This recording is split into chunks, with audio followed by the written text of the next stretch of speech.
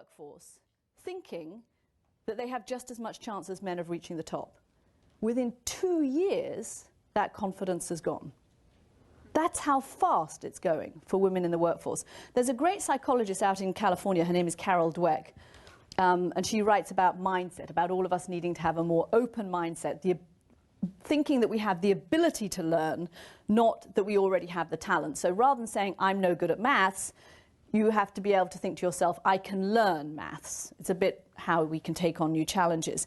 Carol Dweck has this great phrase. If life was one long grade school, women would be the undisputed rulers of the world.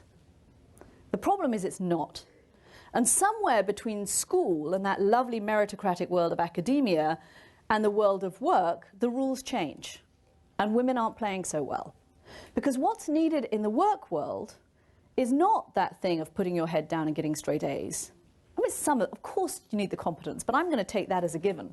I'm going to take your skills and competence as a given. What you need in the work world is some of that confidence that Cameron Anderson speaks about. It's the ability to promote yourself. It's the ability to let your bosses know when you've had a success, an ability to move on when you've had a failure and keep going and try again. It's the ability to go for tough assignments and take risks and lead a group and speak up in a meeting, to promote yourself. Women are 25% more prone to perfectionism than men are. We want to be perfect at work, we want to be perfect friends, we want to be perfect at home, we want to be perfect wives, we want to be perfect mums, we want to be perfect in the kitchen, we want to be perfect in the yoga studio. Who has not checked their down dog recently against everyone else's?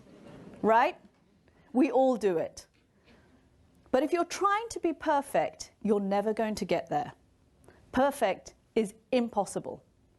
The standard is impossible. Robots are perfect. People are not. It's what makes us people. Everybody fails. But if you're setting yourself that standard, you're inevitably setting yourself up for such a high standard that when you do have a setback or you have a failure, you're going to beat yourself up. And that's why you don't take risks. We don't take risks because the psychic damage that we will do to ourselves if we fail in that new endeavor is enormous. And I think taking risks is how we grow our confidence. Standing up on this stage for me, I can do it because I have done it lots of times. The first time I did it, I was terrified. But if I'd never tried, I wouldn't have got there. I know that I can do my job. Every evening, I read the news to millions of people around the world. Thank God they're not in the studio with me, but anyway, they are there on the other side of my television screen, the other side of the camera. I know I can do that. I'm good at it. It doesn't challenge my confidence. If I was to do any one of your jobs, I'd be petrified.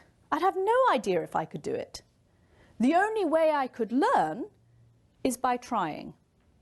And that's how you build confidence. You take action.